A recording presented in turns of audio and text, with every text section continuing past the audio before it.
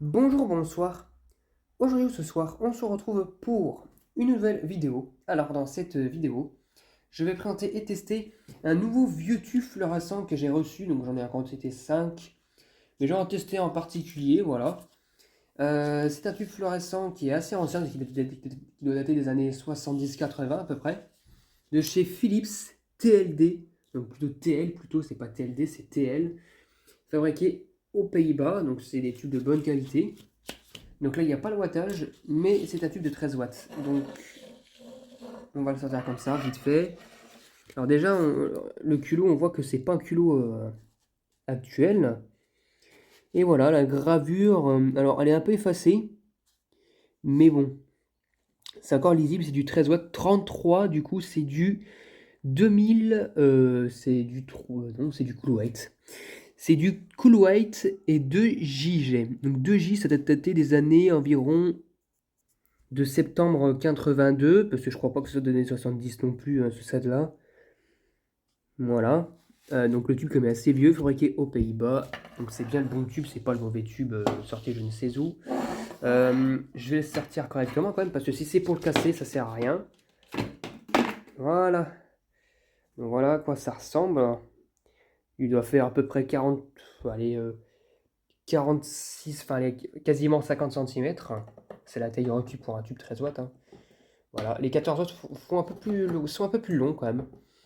Alors déjà pour arriver à mettre ça dedans, c'est compliqué parce que les pins sont un peu plus gros, hein, donc c'est un peu compliqué à le mettre à l'intérieur.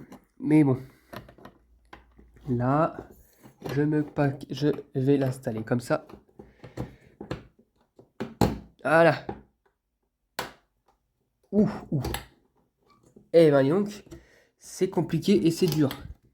Là, hop là, ouh. Eh ben je vous dis que c'est compliqué, hein. C'est très dur à l'installer, hein.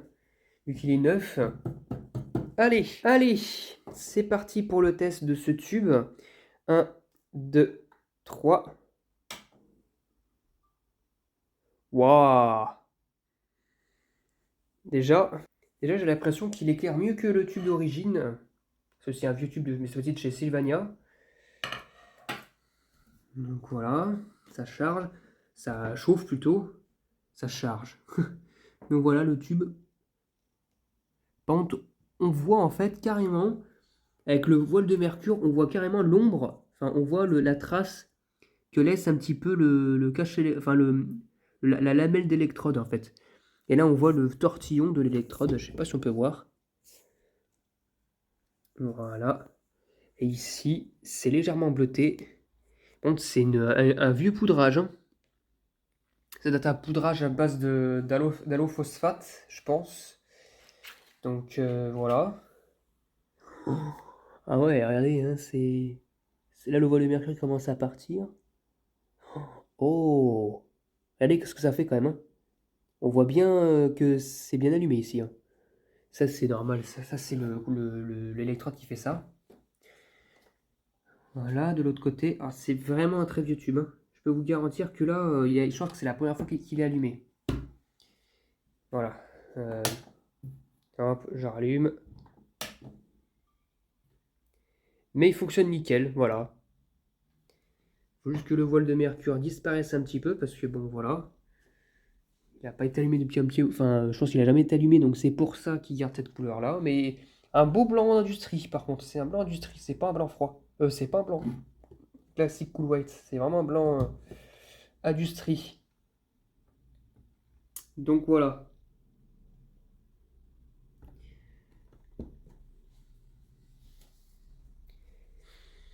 Bon voilà, bah, c'est cool, hein. Je vais pas rester 30 ans dessus. Il a l'air d'être bien fonctionnel.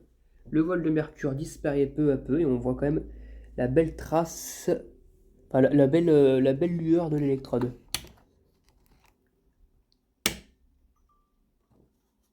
Ouais.